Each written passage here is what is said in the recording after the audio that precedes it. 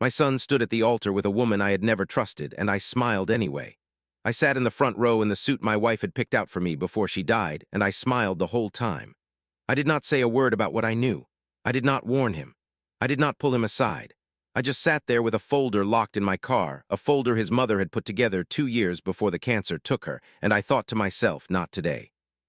The day she walked into our home for the first time and asked me how much the house was worth before she even asked my name, I knew exactly what kind of woman she was, and I knew exactly what kind of patience this was going to require. Before I tell you what was in those files, I need to ask you something. If the person you loved most in the world left you a warning before they died, a real warning, written down, documented, sealed tight, would you use it right away? Or would you wait? Would you let it play out? Would you let the person who deserved to be exposed walk right into the trap they built themselves? Because Michael waited, and every single person who told him he was a fool for staying quiet owed him an apology by the end.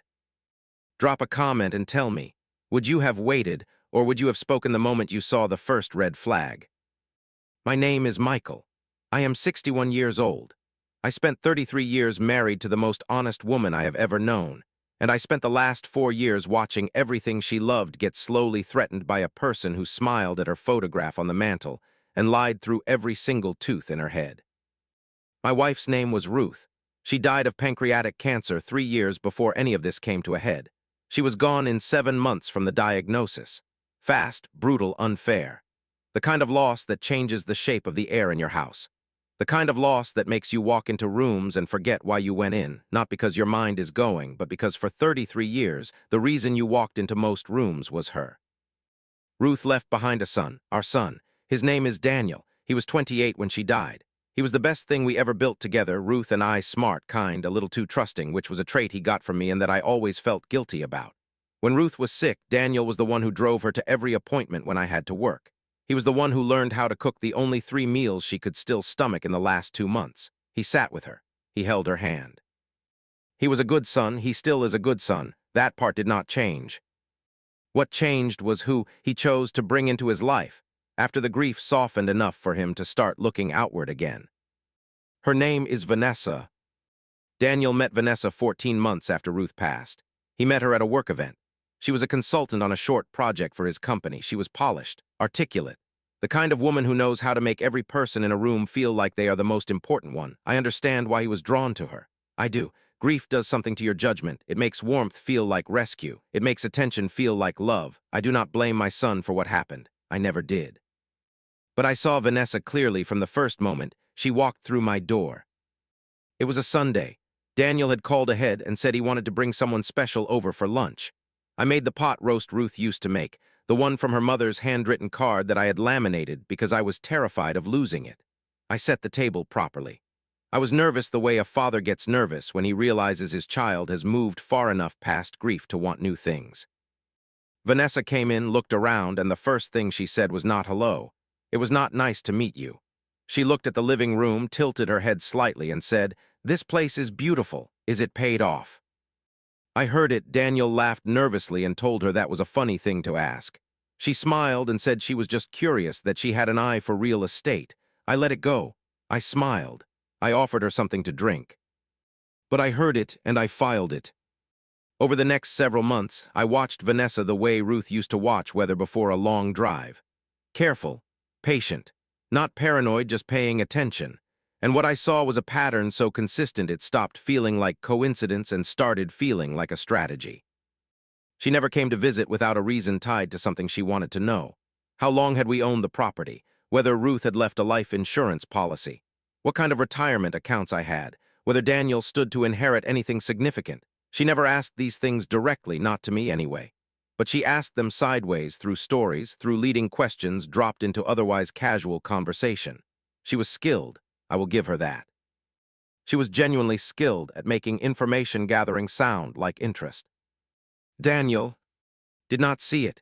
He was in love. Love has a very specific kind of blindness, and I remembered what that blindness felt like. I had felt it myself at 26 when Ruth walked into a hardware store where I was buying paint and argued with me about the wrong shade for a hallway she had never seen. I fell in love with her in the paint aisle. I knew what it meant to see only warmth where others saw clearly. So I did not speak, not then. What I did instead was something Ruth had already started before she died. Ruth knew she was dying before she told any of us. That was Ruth. She processed things alone first, made her plans, built her structures, and only then brought people in. She had 3 months of knowing before she told me, and in those 3 months she had already spoken to our attorney, already updated the trust documents, already begun what she called her homework. The homework was a file. Not one file, a system of files, organized in a way that only Ruth could have organized them, with her color-coded tabs and her handwritten summaries and her cross-references between documents that seemed unrelated until you read them in the order she intended. Ruth had been a paralegal for 19 years before she stopped working to manage a health issue in her 50s. She knew how to build a paper trail. She knew what documentation meant in a legal context. And when she got sick, when she understood that she was not going to survive, she turned that skill toward the thing she was most worried about leaving behind. She was worried about Daniel. Not because Daniel was irresponsible. He was not. He was financially careful, professionally steady, and emotionally healthy for the most part. Ruth was worried about Daniel because she knew what grief could do. She had watched her own father remarry 18 months after her mother died and slowly lose everything to a woman none of them had trusted. She had watched it happen in slow motion, and she had spent years trying to help him see what was right in front of him, and she had failed, and it had broken something in her. She was not going to leave Daniel without armor. So Ruth built the file. She started with financial documentation, detailed records of every asset she and I had built together over 33 years, the house, the rental property we had bought in 2009, the investment accounts, the retirement funds, the small business I had run for 11 years and sold in 2016. She documented the value of each one. She documented the legal ownership structures she had already put in place or was putting in place before she died. She made sure that nothing we had built together was legally accessible to anyone who came into Daniel's life after her. That part was practical, that part was smart, but Ruth did not stop there. Because Ruth was not just protecting money. She was protecting her son from a specific kind of person, and she wrote down exactly what that kind of person looked like. Not in a vague, dramatic way. In a list. A clear, specific, behavioral list of the patterns she had watched her father's second wife run, step by step, over 7 years, before he died with almost nothing left in his accounts and a family who barely spoke. She called the list the warning signs, and every time I sat down with Vanessa at a dinner table or across a living room, I checked that list in my head, and I felt my stomach get heavier and heavier. Vanessa hit the first sign within 5 minutes of meeting me. She hit the second one on her third visit, when she asked Daniel within earshot of me whether I had ever thought about downsizing the house now that I was alone, and whether that might free up some capital for Daniel to invest. She hit the third sign when she started making small comments about how Daniel spent his money, not critical, just directing. Steering. The kind of steering that looks like care but is actually course correction toward someone else's plan. By the time Daniel told me they were engaged, Vanessa had hit 9 of the 14 signs Ruth had written down. I remember sitting in my truck after Daniel called me with the news. I remember staring at the windshield for a long time, not because I was angry. I was not angry, not yet. I was something harder than angry. I was certain. And certainty without a plan is just pain. I called Ruth's attorney the next morning. His name is Gerald, and he had known Ruth for 22 years and had helped her build every structure in that file. I told him the engagement was happening. He told me Ruth had anticipated this scenario and had left specific instructions for it. Of course she had. Gerald walked me through everything Ruth had locked in place. The house was in a trust with conditions I will explain later. The rental property was transferred to an LLC that Daniel and I co-owned, but with terms that required both signatures for any major action, and with a buyout clause that protected the asset's value. From outside claims, the investment accounts had named beneficiaries that had been legally updated.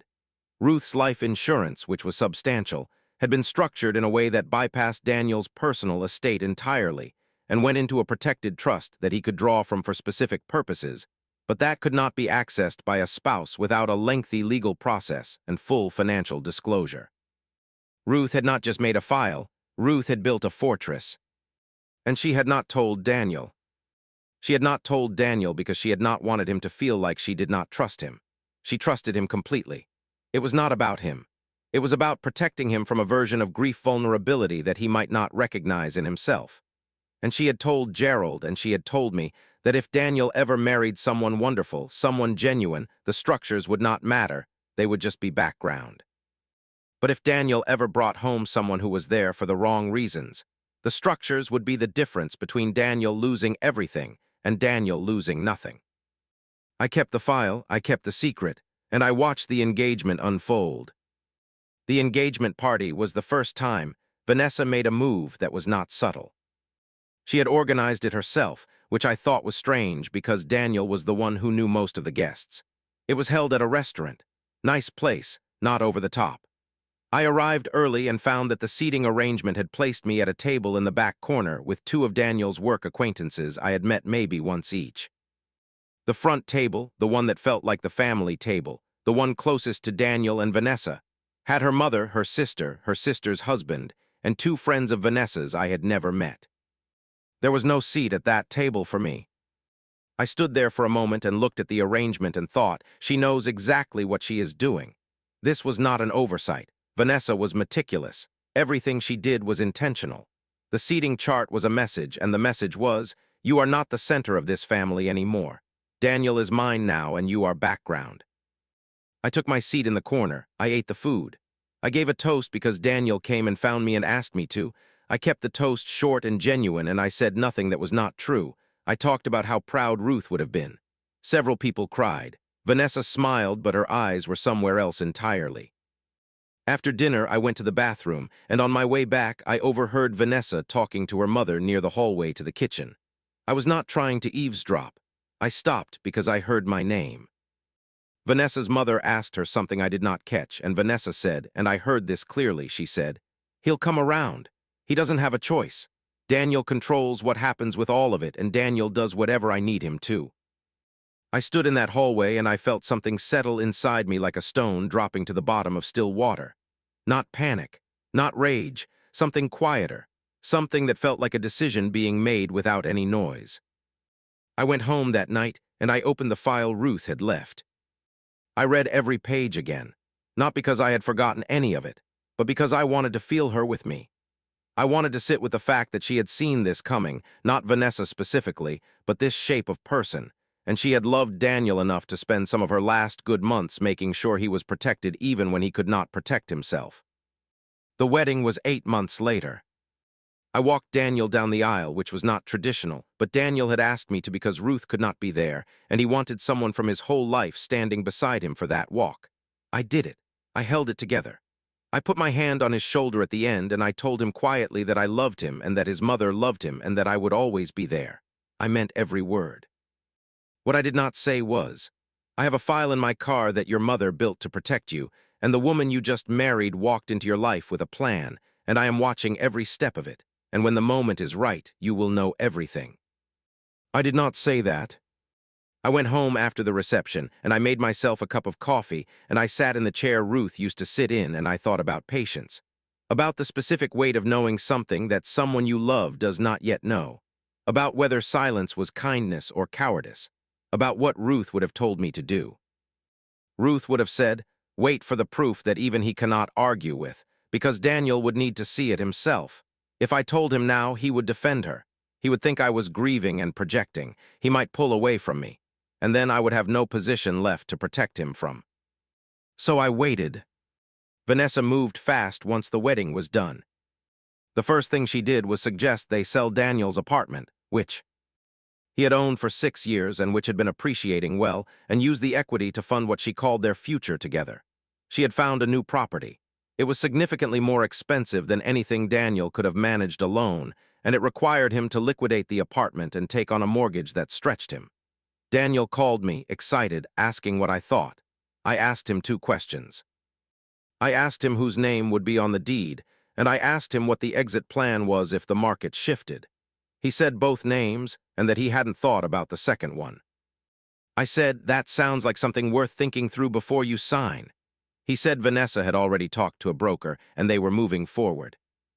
Within 4 months of the wedding, Daniel's apartment was sold, and his equity was tied up in a joint mortgage that Vanessa had steered from start to finish. That was financial move 1.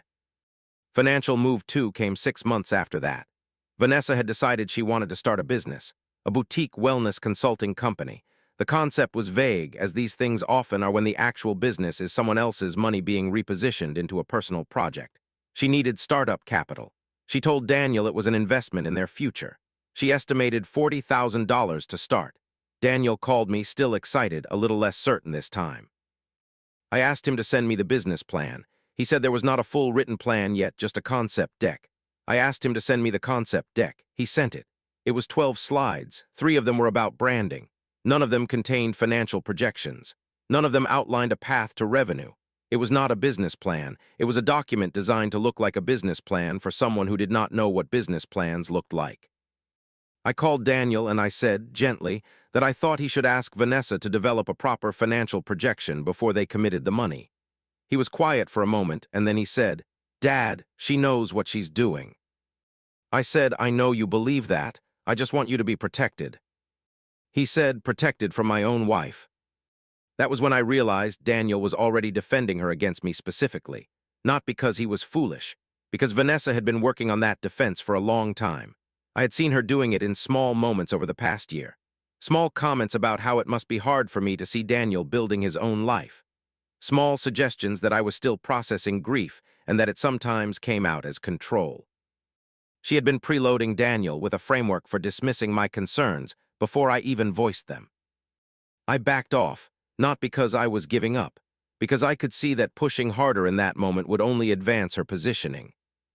Daniel gave her the $40,000. 7 months later, the wellness business had a website and 2 clients. The $40,000 was, by Vanessa's own accounting to Daniel, spent on brand development, a studio rental, and equipment. There was no evidence of any of those purchases in any documentation Daniel could point to. When I asked him carefully whether she had receipts, he said she kept the business accounts separate. I wrote that down. I added it to a file of my own that I had started building alongside Ruth's original. Because Ruth had taught me how to document. My file was growing. I kept it on paper, not on a computer, because I am old enough to trust paper more than I trust clouds.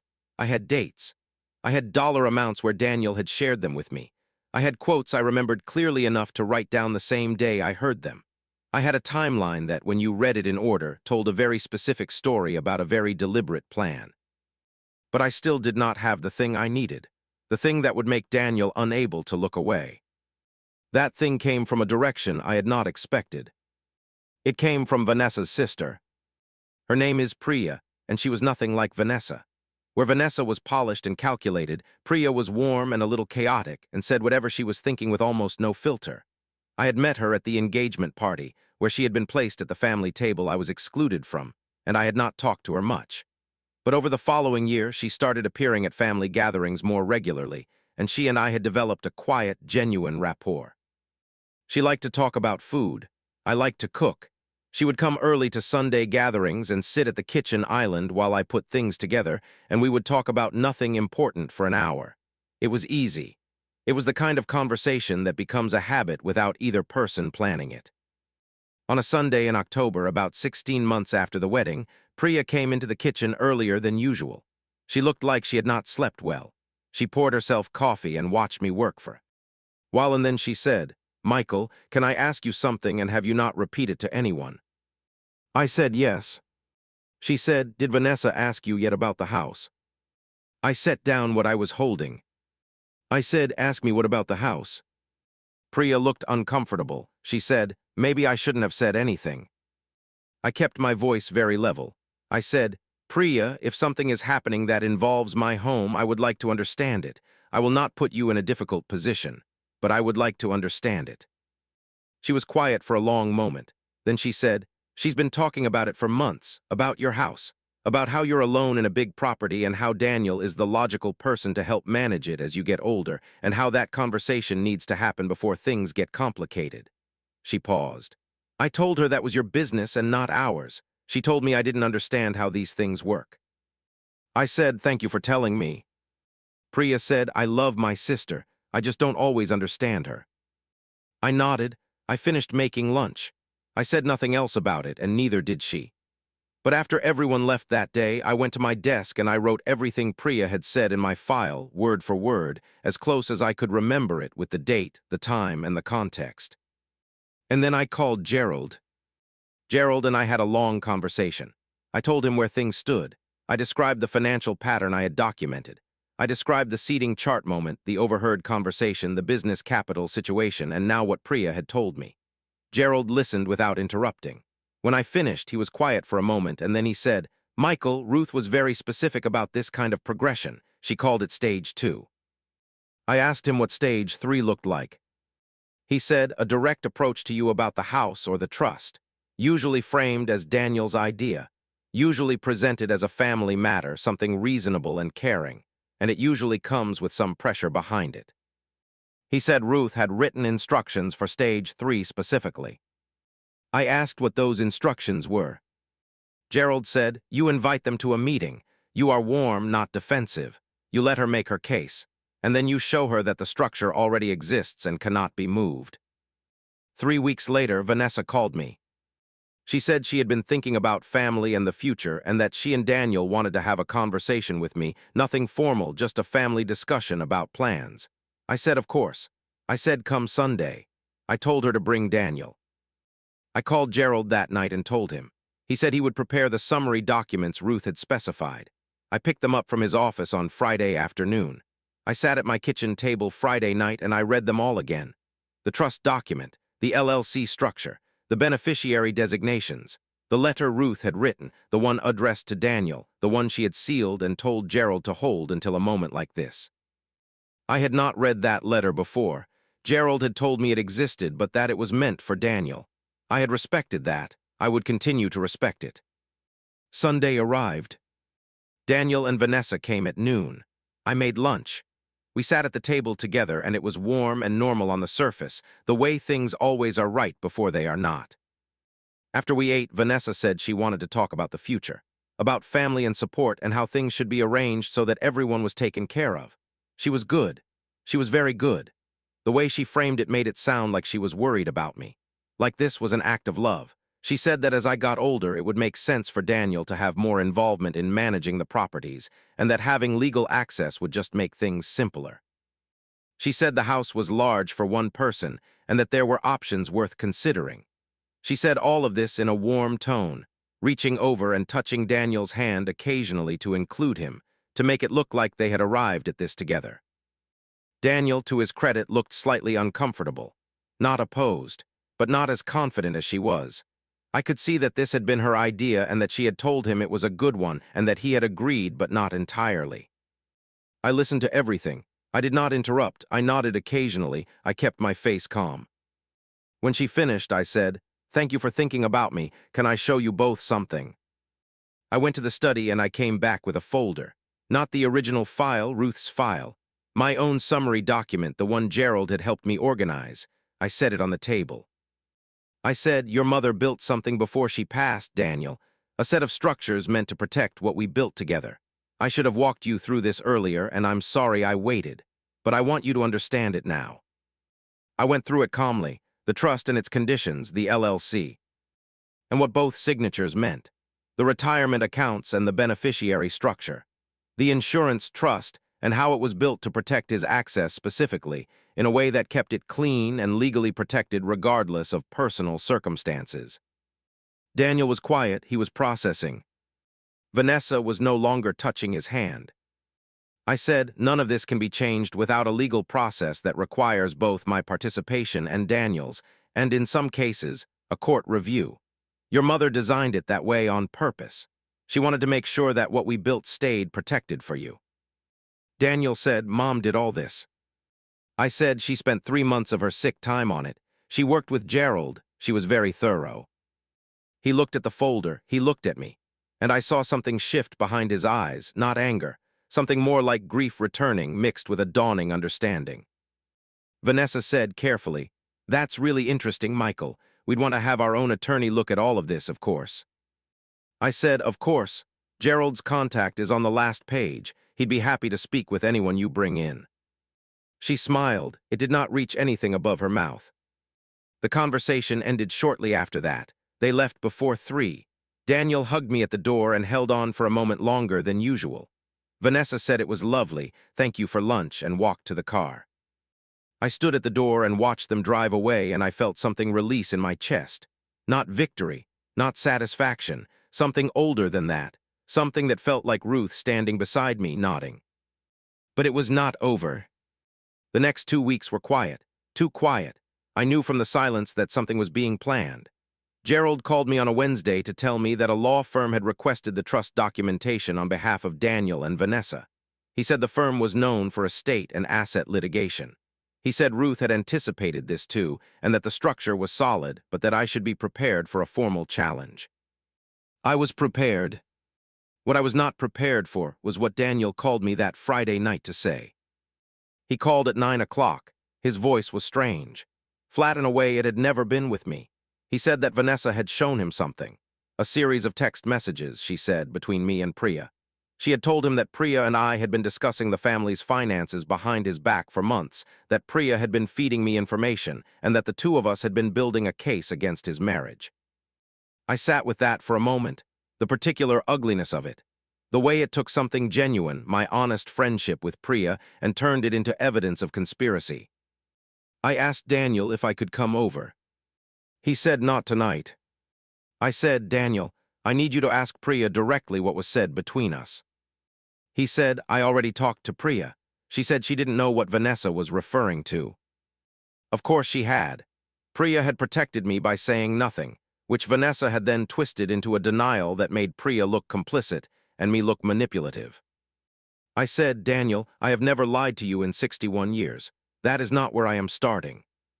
He was quiet for a long time. Then he said, I just need some space right now, Dad. He hung up. I sat in the quiet house for a long time.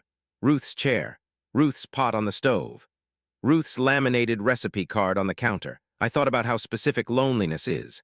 Not the general missing of company, but the exact shape of missing one person, the way a room holds their absence like water holds the shape of a removed stone. I did not call Daniel back that night. What I did instead was write a letter. Not to Daniel, not yet, to Gerald. I told Gerald what had happened and asked him to prepare a formal summary of the asset protection structures in plain language in a format that could be read by a person with no legal background, and to include in that summary a clear explanation of why those structures had been built, what they protected against, and who had built them. I asked him to include Ruth's own notes where they were appropriate, not her private letters, her documented reasoning.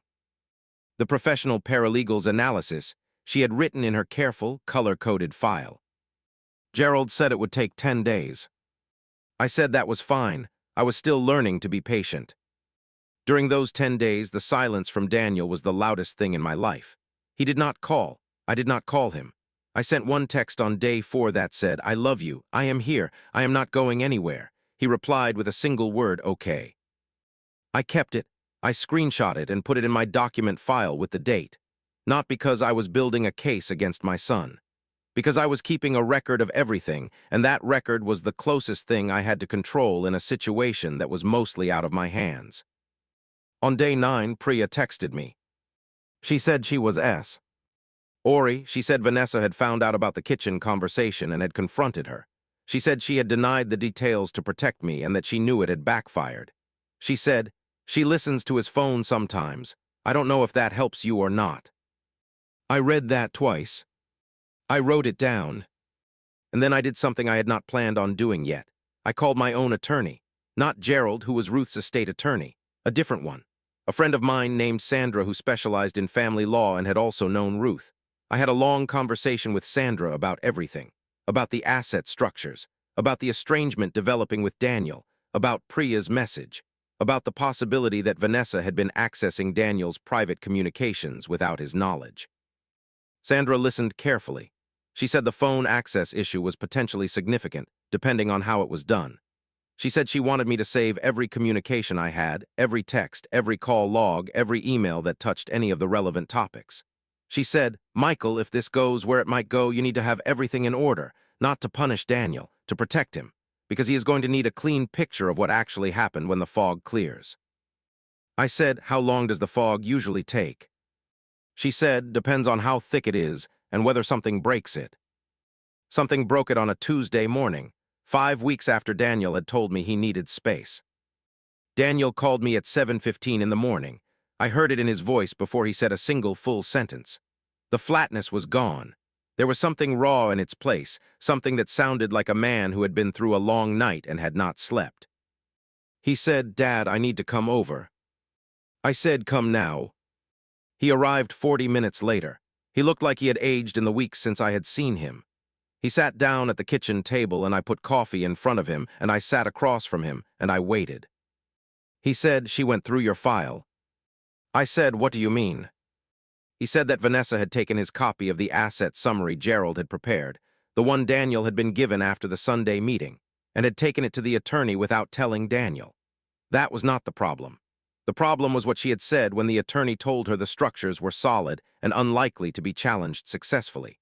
She had come home and told Daniel that I had manipulated Ruth into building those structures specifically to cut Vanessa out. That I had influenced a dying woman. That the whole thing was something I had designed to control Daniel's future. Daniel had listened to this, and then he had gone and found something. He pulled out his phone. He said, "She keeps a notes app with passwords. I wasn't trying to find it. I was looking for a restaurant reservation she'd made, and I found the note by accident." He showed me his phone. The note contained passwords to several accounts. One of them was an email account that was not the address Daniel knew for her. A second email address, private. He said, "I opened it." He did not need to say much more than that. His face said the rest. He had found emails going back to before the wedding. Emails to a person who was, based on the content, not a business contact and not a friend. The emails were specific enough that there was no other way to read them.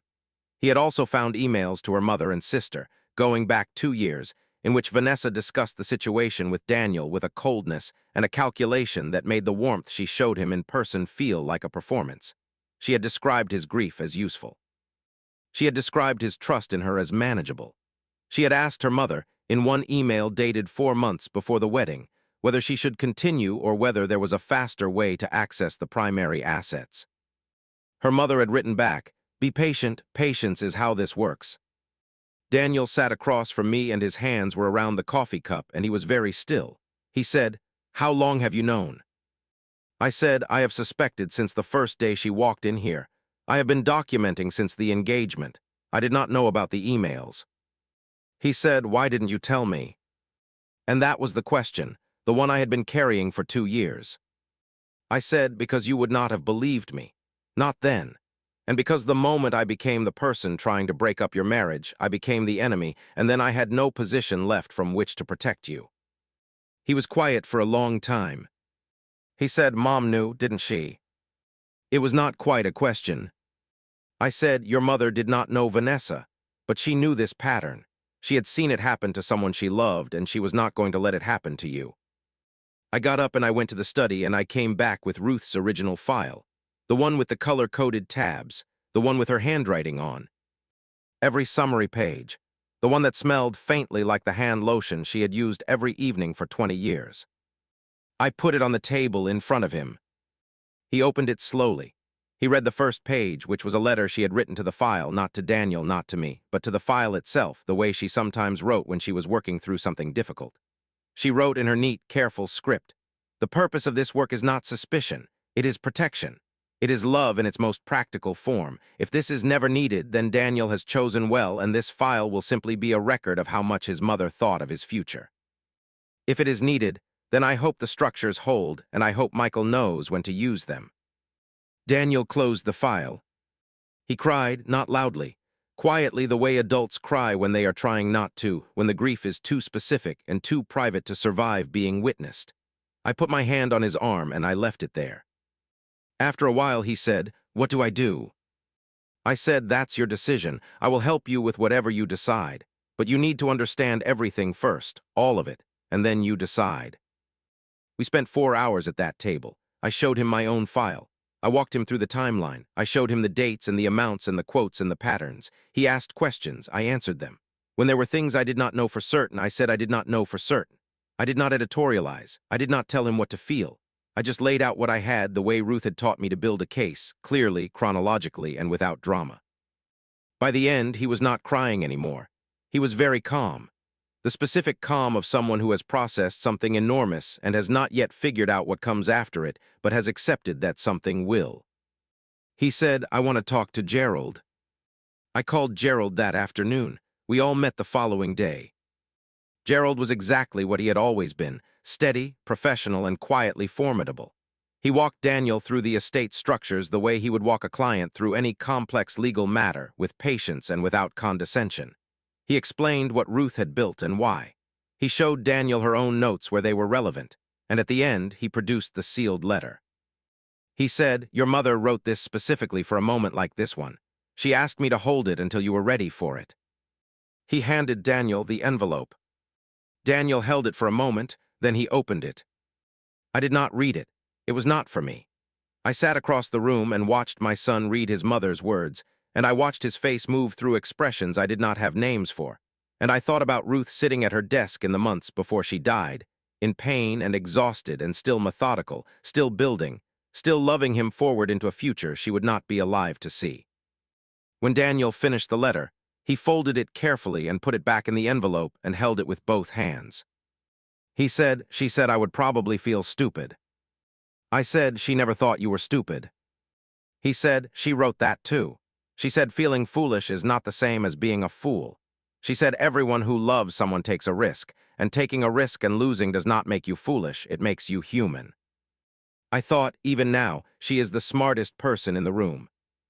Daniel separated from Vanessa 3 weeks later. He did not do it in anger, because he is his mother's son, and his mother did not do things in anger when she could do them clearly instead. He told Vanessa he had found the emails. He gave her the opportunity to explain.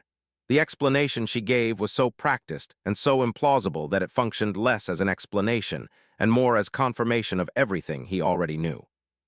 She told him that the emails had been taken out of context. She said the other person was a friend who used a private language that looked bad but was not. She said I had manipulated him. She said Priya had been working against her for years. She ran every counter-narrative available to her, and she ran them smoothly because she had probably rehearsed them. Daniel listened, and then he said quietly, "I read all of them, Vanessa, not just a few." She went silent. He said, "I need you to leave today. My attorney will be in touch." She did not leave without a fight. There were messages to Daniel's phone that I only know about because he shared some of them with me. There were messages to Priya demanding loyalty. There was an attempt to contact me directly, a voicemail left at 11 at night in which Vanessa's voice had lost all of its polish, and what was underneath was much smaller and much angrier than anything she had ever shown in a room. I saved that voicemail. I added it to the file. She contested the separation. Her attorney made noise about the asset structures and about undue influence and about a dying woman being man. Ipulated by her husband. It was the kind of legal noise that is designed to create expense and exhaustion and to push people towards settlements they do not actually owe. Sandra and Gerald had seen it before. They handled it together with a calm efficiency that would have made Ruth genuinely happy. The structures held.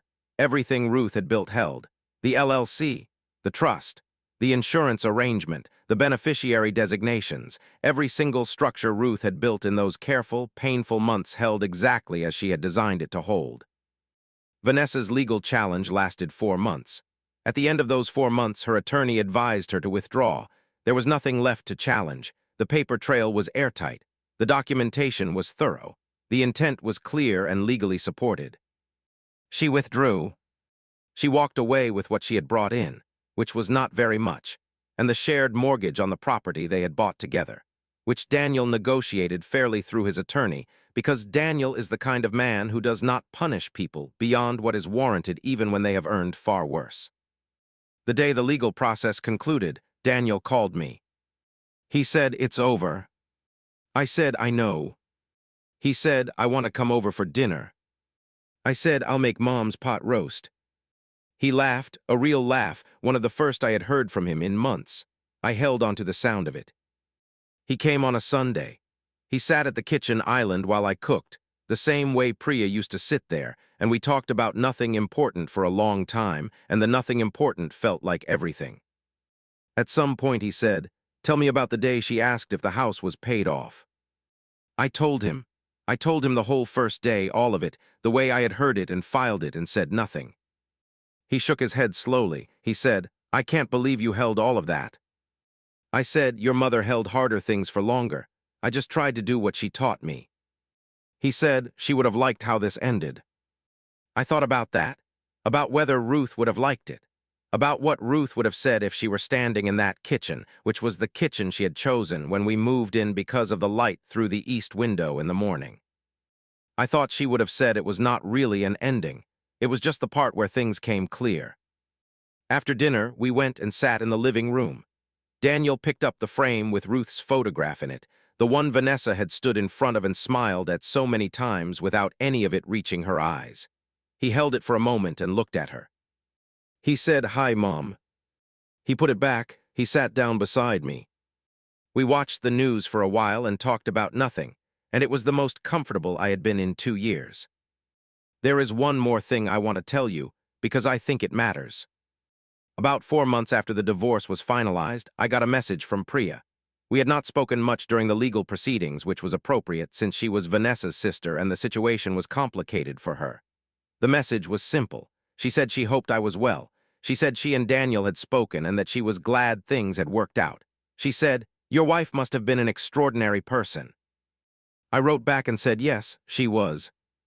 Priya said, "I always wondered why Vanessa never talked about losing your wife.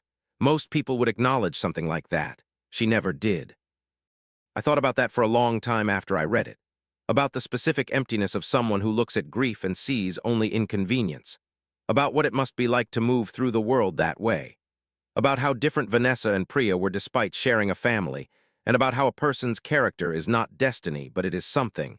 It is a pattern of choices made so many times they become indistinguishable from who you are.